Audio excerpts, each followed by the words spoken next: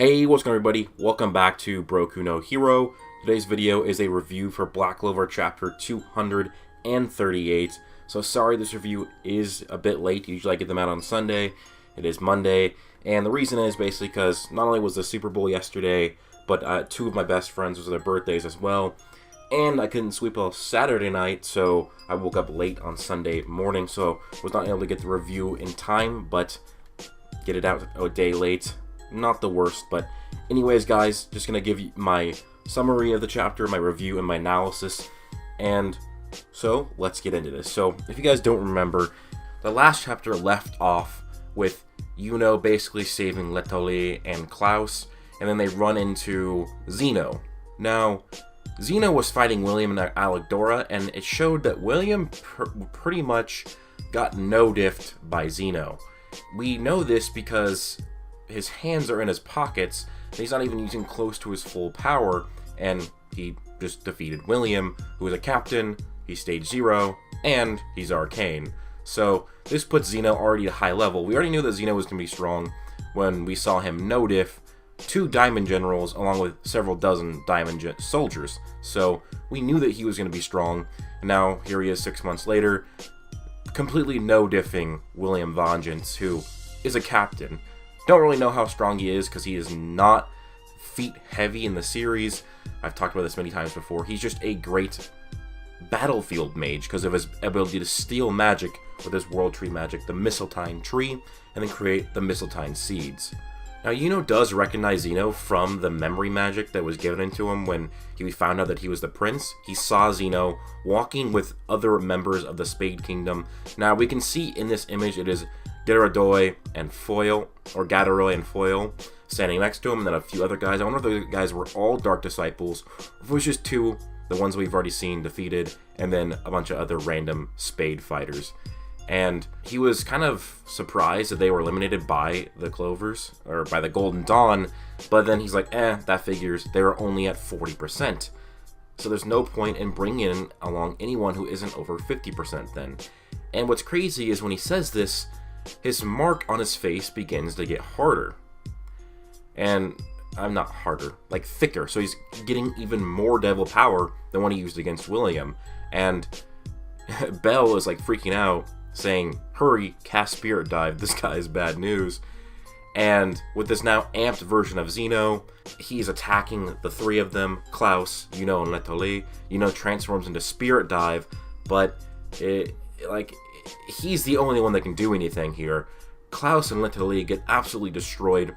Klaus's steel gets easily broken. Letoli's compasses are completely easily broken.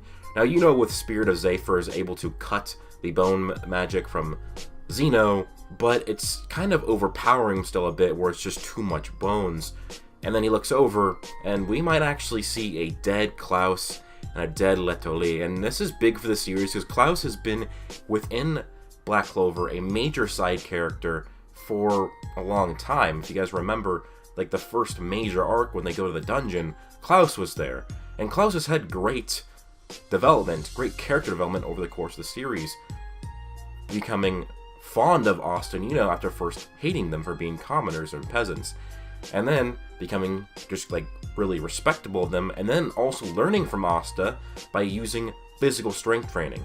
So Klaus had a lot of great character development, and he's a noble, and it was really important to see his character development, because nobles kind of are trash in Black Clover, and to see a good noble is a good thing, and he might be dead. Now, again, there's a chance he's still alive, because this is not only a fictional series, but this is a magical fictional series, a fantasy series, where people have seemingly died before, and they survived. Now, if you look at where the bones are coming out of, it almost looks like it's coming out of his chest on his left side, which means it could be his heart, but then again, based on the proportions, that could be his shoulder, but then that's definitely one coming out of the right side of his chest, or 2 coming out the right side of his chest, 3 coming out of his stomach, 1 coming out of his leg, 1 coming out of his lung or rib cage, 1 out of his arm. It's not likely he's going to survive this. And Letoli, it looks like it's kind of the same spots to where she's been impaled by the bone magic. We don't really know if they're for sure dead. It's going to be sad, though, if Klaus does die, and if most of the Golden Dawn does die. But I wouldn't be surprised if a lot of the people just kind of let it pass, because the Golden Dawn were all turned into elves. A lot of people think the Golden Dawn were traitors because of that, so all of their deaths might be meaningless to a lot of people, because they might think they deserve to die, because people don't know the full story. Now, Yuno is pissed off after seeing this, and he blitzes towards Zeno, and attacks with the Spirit Sword of Zephyr. Now, he's really surprised that Zephyr is not cutting it, but that's not what's happening here. It is cutting it. But the bone is regenerating faster than it's getting eroded. It's probably because we know that people with access to devil magic or forbidden magic, they can regenerate. We saw this with Fauna, Veto, the devil. They regenerated because of the access to forbidden magic. And this might be it. Or it could be because bones do regenerate. You know, if you break a bone, it'll mend back together. Maybe it's just his really amped bone magic. That could be the thing as well. But Zephyr is cutting it. It's just not cutting it nearly fast enough. And while Zeno is impressed, he's like, I'll show you a little bit of my devil power. And we get to see basically kind of similar to what we've seen with Asta's devils. A giant, demonic, devilish presence standing over the battlefield. And this is where we're going to see, this is not Magicula. Magicula, we saw Magicula's horns. They were very different from this devil. So this is another devil present, likely. And that's pretty huge now, because now we had 3 devils. This means we have 4 devils now. We have the anti-magic devil, we have Magicula, we have the word devil, then we have this devil now as well. And yeah, he uses 55% of his power, of the devil power at least, and says to Yuno, you aren't weak. I'm just far stronger. And he says, all for the benefit of the Spade Kingdom. And if you look at this, this is a really badass image of Zeno. Now, this shows when he uses his power, he actually does try a little bit, because he does pull a hand out of his pocket. Before this, we had seen him always fighting with both hands in his pockets. And now in this form, it looks badass. One, he has 2 horns, 1 black, 1 white, 2 wings, 1 fully formed but looks like black magic. The other one is basically the wing of a bone, like it looks like a bone wing. And then with his hand that he has free, he has a bone sword. So basically it pans out. Yuno just got absolutely shit stomped here, because in that panel too, it shows that Zephyr has been cut in half. And so I'm really interested to see, just based on this, who's going to defeat Zeno? How is he going to be defeated? I really want to see Yami take this guy on, because Yami's a swordsman. I want to see Jack the Ripper take him on. And I also want to see what Fogolion's doing, too. But probably the person, of course, most I want to see is Asta. Now, I was hoping maybe Asta would kind of intervene and save Yuno, but as we see in the next few chapters, it seems time may have passed. This is because Yuno's servant shows up and finds him, and basically he is laying down on the rubble of the Clover, or the Golden Dawn base castle. The rubble of it, and the remains, because it's destroyed, and he has the bone sword impaled into his body. He's laying down. Belle is on his chest crying, and Yuno looks really messed up. Now, he's not dead. His grimoire, at least that's very likely his grimoire, is right there. We know that if you die, your grimoire is disappearing. And honestly, based on that image alone, that panel alone, he's in better condition than what Fogolion was in after he was tricked by Patri and almost killed. Because his grimoire was disappearing, Yuno's isn't in this panel. If that is his grimoire, which I'd assume it is because it's in shot. But what I think is going to happen here is this might be the start of a dark twist for Yuno. Now, I don't think that Yuno will become evil, or if he does, it would be a long ways from now. But this might get him to the point where, he still will have good ideals and want to do good things, but he might do bad things to get those good things to happen, like killing innocent people. Basically, the ends justify the means. And I've seen a lot of theories about, being the final battle for Asta or something like that. This could be very well the start to that. Not only did Yuno get to see his entire new friends and family of the Golden Dawn wiped out, but he himself was powerless to a devil and almost got killed by one. So this looks to be, could potentially be that. Now, I'm not saying it will be. We don't really know yet, but that is something that people have been theorizing for a long time, that Yuno might go dark. But then again, we'd really need to see if his grimoire turns into a fifth leaf before we kind of really see that. If he hasn't gone through despair, it might be because he's distracted in this moment, because he's, you know, impaled by a bone sword. But, I mean, to have yourself nearly killed, all of your friends and family wiped out by this devil, yeah, that would be a lot of despair, in my opinion. Now, what's next for this chapter, though?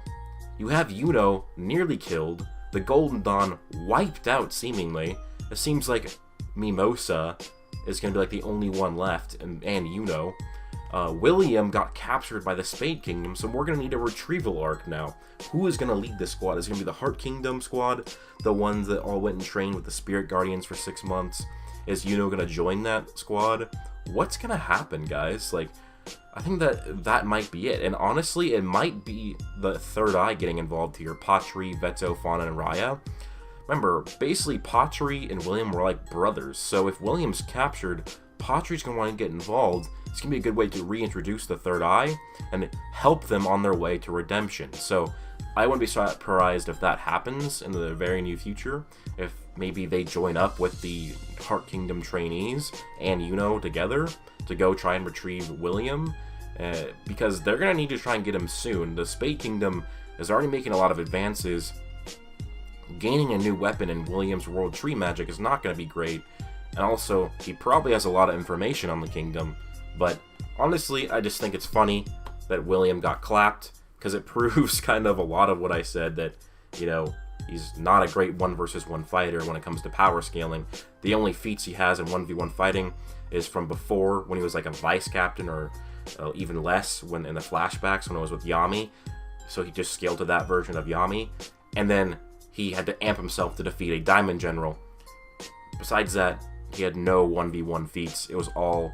He's probably this strong of a captain, not because of 1v1s, because of his actual overall battlefield presence. That's because he can use his World Tree magic to steal mana from other people, and use that to make Mistletoe seeds, which are like one-shots pretty much, based on what we saw. But basically, this proves that Yuno is actually above William, and it's very easy to prove, because William got destroyed by Zeno. Zeno had both hands in his pockets, using not very much of his devil's mana.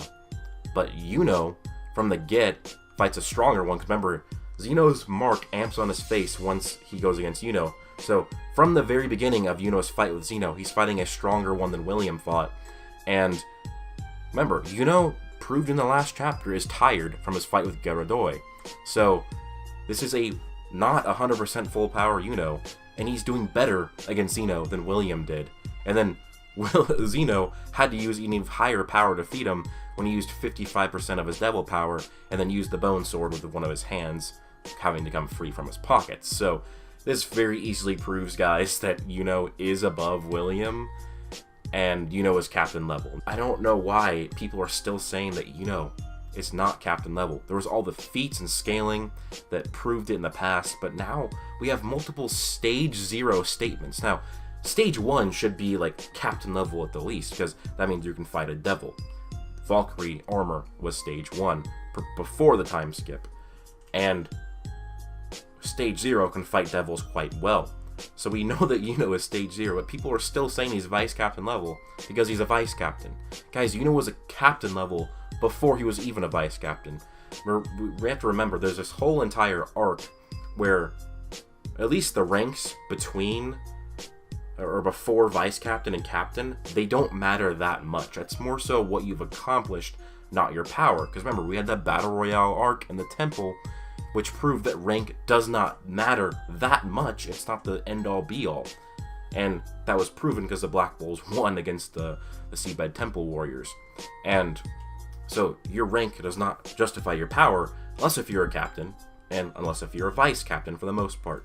Really, the only weak vice captain we've seen was Xerx, and we don't know exactly how strong he is anyways. He just got defeated by Zora because Zora used a trap spell on him, which trap spells are extremely broken in this series. And also, this does pretty much prove that Spirit Sword of Zypher is not an arcane spell. I saw a lot of people arguing that it was an arcane spell because it could defeat devils, but it's definitely not an arcane spell, because Yuno would have called it that.